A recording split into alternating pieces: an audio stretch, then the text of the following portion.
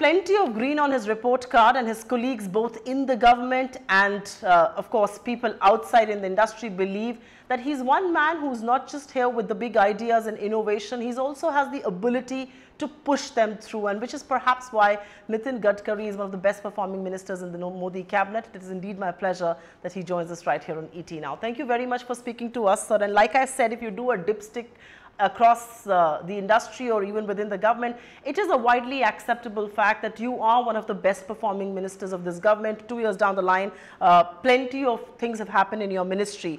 Not only have you pushed projects, but you've also tried to get transparency back in a sector that was beginning to lose some sheen. If I may though ask you, because as a journalist I'm supposed to be skeptical, are you being overly ambitious about this sector? Are you biting perhaps a lot more that you can chew? Because many people believe there is a lot of promise. Are there many over promises being made? No, I don't want to commit any over promises. The fact is that we have to increase the inherent capability of our system. Particularly the system, the civil engineers, the administrative system. Now resources is not the problem. Today, already within after 26 May, we will complete 2 years for this government. Presently, we have 1,40,000 works already the contracts have been signed. And my target is before 26 May, we have to complete 2 lakh crores. And next 26 May to 26 May for a year, my target is for 3 lakh crores. So this is a target. I'm not giving promises or anything. But my feeling is now in such an economic situation where we need to push infrastructure in a way by which we can create more employment potential and we can accelerate the economy. In the core sector, the cement and steel, I feel that next month the demand will be increased. Already in the road construction machinery sector, already demand is increased by 33%. That's right. And every 1 kilometer going to giving employment to 50 youth of this country. So my target is, it may be ambitious, but it is for the country and I am trying for it. But I don't feel that if suppose I am not completing my target, I will be happy in front of media. I will say, I will try my level best, but I will not succeed. So it don't be a problem for me. But if having a good target, you can generate a positive confidence and mutual trust in the mind of the system. And that is very important. It's only when you aim higher can you actually get that, and that has been your mantra, sir. But if I may shift focus to the budget for a minute, 2.2 lakh crore worth of money being allocated for infrastructure, which of course includes railways. What is right now the problem according to you in roads, highways, in the infrastructure space? Financing doesn't seem to be a problem because you're also doing a lot of off budget, and I will ask you things on that. What do you think is the challenge according to you right now? First of all, it's an important thing that Honorable Prime Minister Narendra Modi ji and our Finance Minister Arun Jaitley ji, both by conviction, giving highest priority for infrastructure. So as far as the government support is very good. Now it is up to we people now that how we are going to deliver the actual expectation of the people. So I feel that the financial resources is not a problem. Now the land acquisition is not also a problem. There is a system, we have to push it. And now I have already decided to my chairman and my secretary that you hire the plane and go to every spot, go and to the capital, meet with the chief secretary and concerning officers and try to find out solve the problem. It is the time for us that we should not only taking decision from the Delhi office. It is the time for us we have to go to project, district to district and capital to capital, and we have to discuss the issue and we have to solve the issues.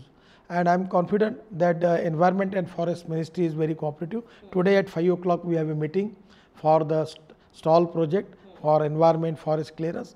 I am confident that my honorable colleague Prakash Javadekar ji, he is also very positive. And we are also pro-environment. We are giving, making provision of 5,000 crores for plantations, transplantation, beautification and maintenance of trees. And we want to convert highway into green highways. That's a very valid point, and to your credit, you actually inherited 114 stalled road projects and now they're just about 18 or 19, and that's a huge green on your report card, so congratulations to you there, sir. But if I may ask you... I have to improve the thing. Sure. It was 18 before 8 days, 19. Right. But today it comes to 11. The The majority bank stakeholder meet with the secretary and they promise us, and now the 7th project will be clear. So it come to 11 to 12. So I think the next time we talk, that number will completely be gone. It's my target that before end of May, actually target was before March, end of March, but I feel difficult. But before end of May 26, when we will complete 2 years, there will be not a single stall project. We will clear all the projects, project will move fast and people will get the results. People should be congratulating you a lot more than they are for your achievements. But if I may ask you, there is a very conscious strategy that you have brought to the table and people are giving you a huge thumbs up for that, which is off-budget financing. You are not just being overly dependent on the budget for your financing, you are looking at the off-budget route.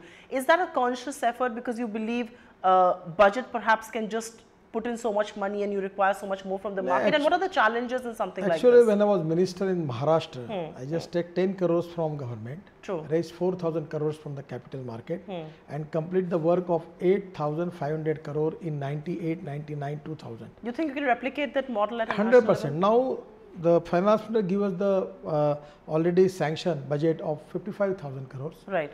Also, the finance minister have given approval for raising 70,000 crore tax exempted bond. True.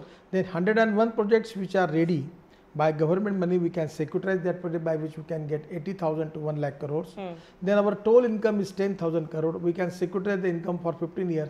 We can get 1,50,000 crores. True. And a lot of funds, LIC and other Indian institutions, the labor fund, the pension fund. At the same time, the pension fund from abroad. The bank from abroad, they are also ready to finance us. So today the finance is not a problem. And our projects are economically viable. Internal rate of return is good. And the automobile sector every year 20 to 22% rise. Right. So there is no problem. So it is a very good situation for infrastructure that we can invite the people who can invest in PPP mode, public-private partnership. Right. And I feel that there is a good response. Now we have already, a good innovative system. We have started as a hybrid mode. That's right. And by which also we are getting good response, where 40% of the cost of the project is giving as a grant in aid from the government. The land acquisition, forest environment clearance, utility shifting is the response to government. You are almost going with a module to the Yes. to the developers. Yes. If I may, you touched upon a very sensitive topic, which is PPP, and that has marred your sector in a lot of ways. People have shied away from investing. If I may ask you, a lot of people were expecting that the budget will, because the Kelkar committee recommendations are supposed to be the Bible on resetting PPPs, but the budget has, touched it, but still not given a revamp of the PPP model. Is that a little bit of a disappointment for a sector like yours, where public-private partnership is very crucial? This is not correct. Our government and the Prime Minister and Finance Minister, with the cooperation of the system, we have taken 21 decisions by which it is easy for us to take the decision. So whenever there is a problem, our government is very positive, Prime Minister is very positive. We are going to the cabinet and we are taking the decisions. And today, one thing it was very clear. Before our government taken charge, I have taken charge of the ministry, there was the 403 project cost 3,85,000 crore for the stall project for various reasons. Yes. And now today, the problem already we have been solved, and now the things are clear. Everything is now transparent and we are moving fast. And I am confident that next year, 26 May to 26 May, my target is for Another giving lakh contract of 3 lakh crores. If I may ask you, are you here making an admission that the revamp of the PPP model is not really required? You can go and tweak things for various projects? Already we are open. If there are good suggestions from the industry, from the contractors, we are open. And already we are taking suggestions from them. We have already changed our model agreement. We have taken a lot of decisions regarding giving COD. Right. So a lot of things we change. We are positive, transparent, time-bound, result-oriented, and we are helping to the industry with a transparent way. And one thing is very correct, is very important, that by taking charge, Narendra Modi is the Prime Minister, the health of road contractors, road investors, they are actually admitted into the ICU. Now it's changed and they are now moving on the road. And that is the great achievement of our government, where the road sector is now running.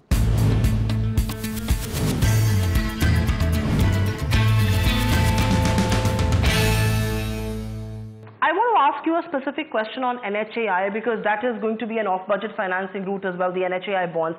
Two questions on the NHAI. There are some eyebrows being raised at the cost of land acquisition. They believe that land is being acquired at a very high cost. Politically, I guess it's the right thing to do, but economically not such a preferred model. And the second thing, sir, is that the NHAI bond investors are beginning to lose a little bit of sleep over the accounting methods of NHAI, and they believe it perhaps needs to be more prudent, more transparent. Is that something that's on your radar at all? One thing is very important, that the land acquisition cost is increased. Either you like it, may not like it, you may accept it. Yes. But now today, what my formula is, reduce the cost of construction. We have the booking of 95 lakh ton of cement now. We are using the waste material, and by which I am confident that we can reduce the cost and improve the quality.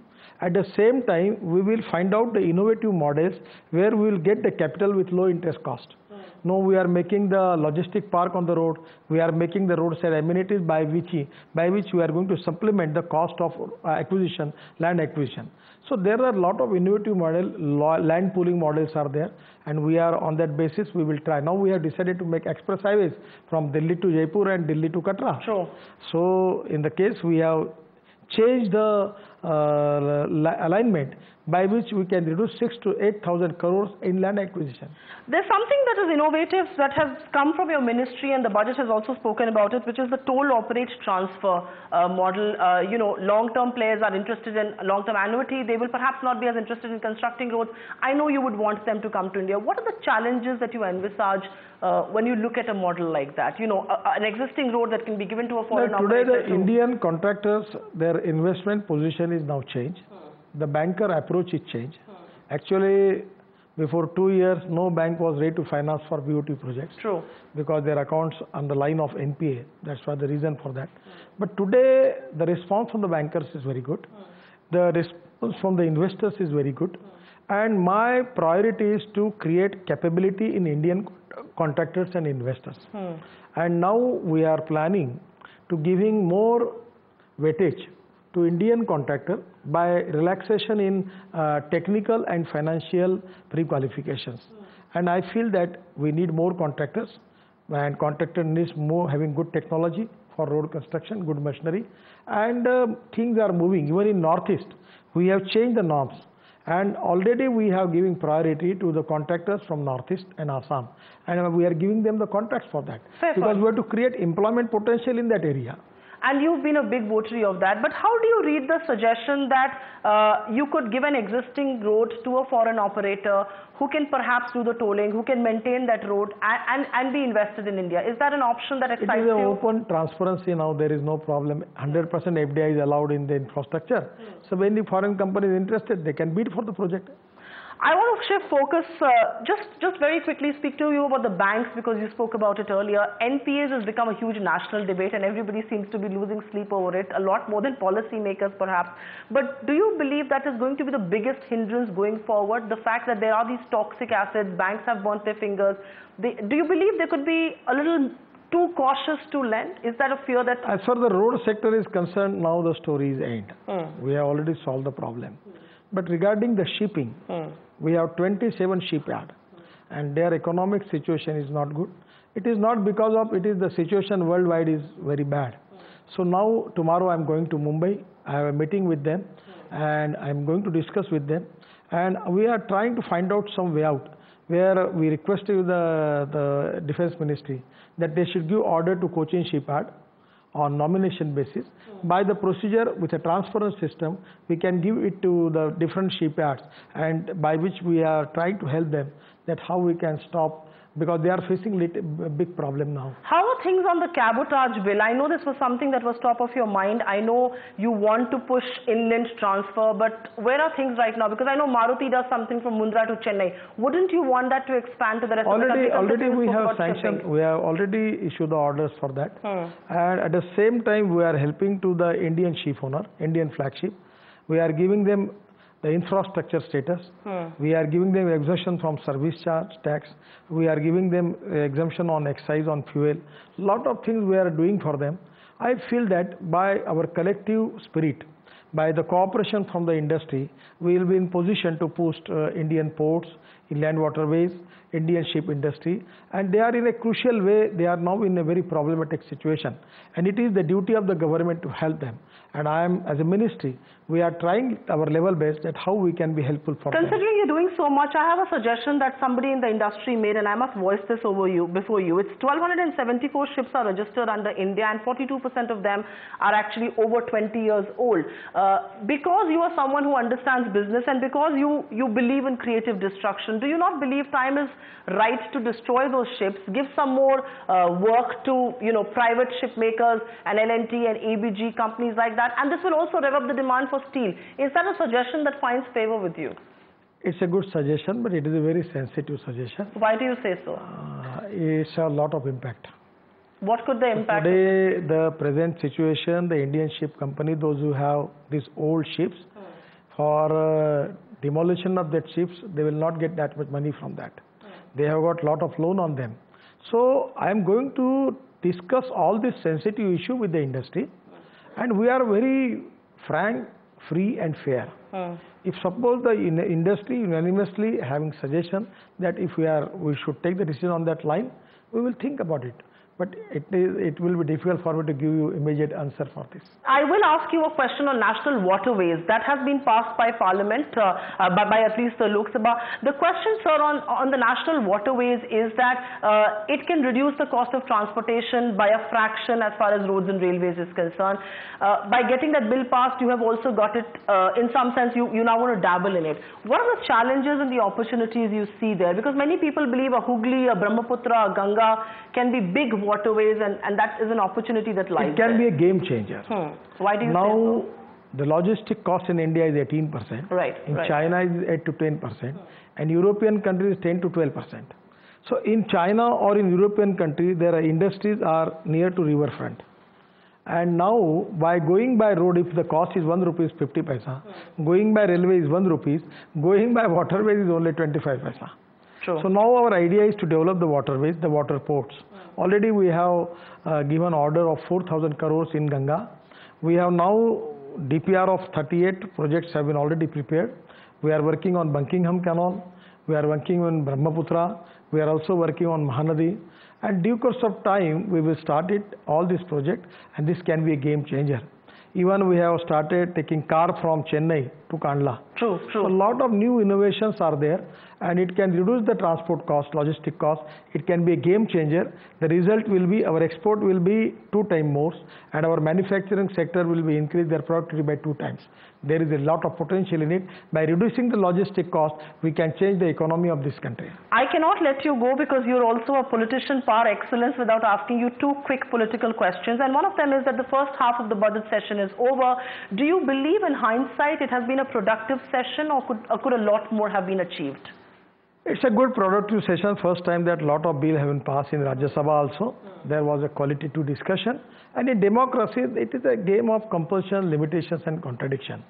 As a ruling party, we have to face the things. And today we are very much satisfied that things are moving fast. It's a good thing. You are an optimist and an eternal optimist. How optimistic are you with the GST going through? Your finance minister has been on record to say he's hopeful it's going to be passed in April. I may rake your brains on this because I know that I'm confident that in April the opposition party also will support, because a lot of state government belongs to different opposition parties. They are not with the NDA, but they are ready to support the GST. And I feel that their support in April and what the finance minister is saying to you, we will succeed to pass this bill.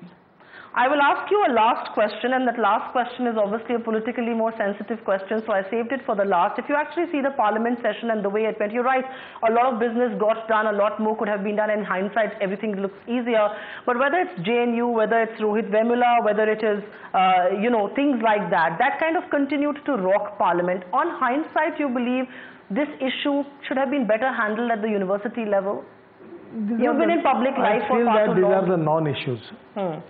Sometimes media, they have 24/7 facilities available. They need issues.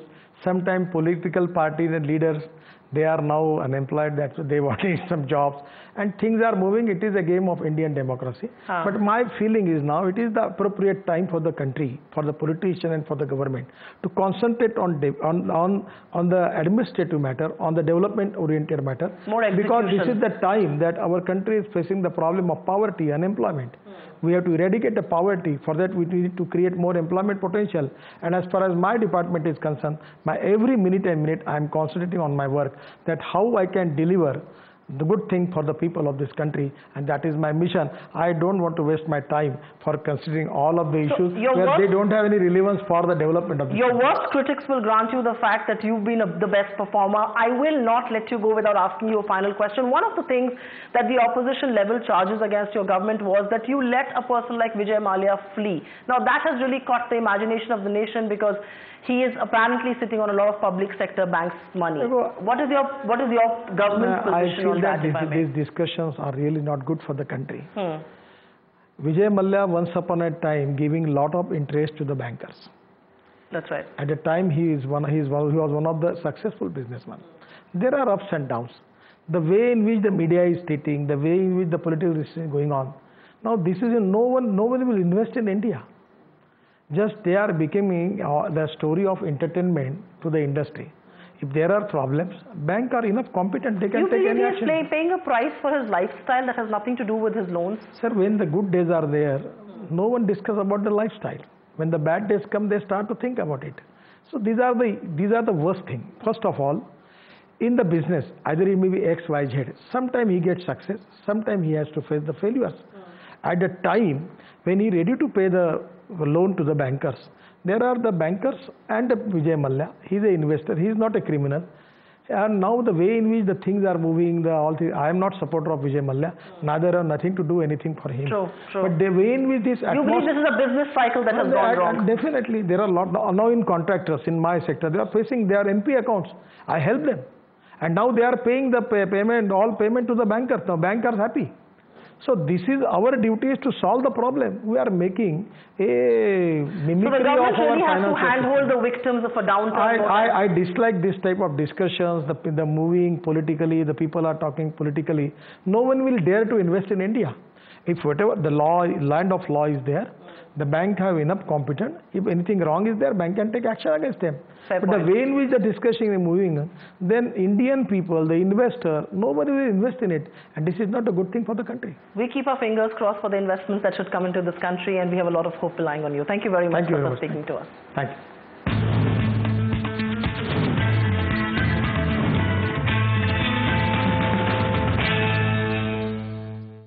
Find us on Facebook at facebook.com/ETNow, and don't forget to click the like button. You can also follow us on Twitter at ETNowLive. To stay updated with all our programming, hit the subscribe button on our YouTube channel by logging on to youtube.com/user/ETNow.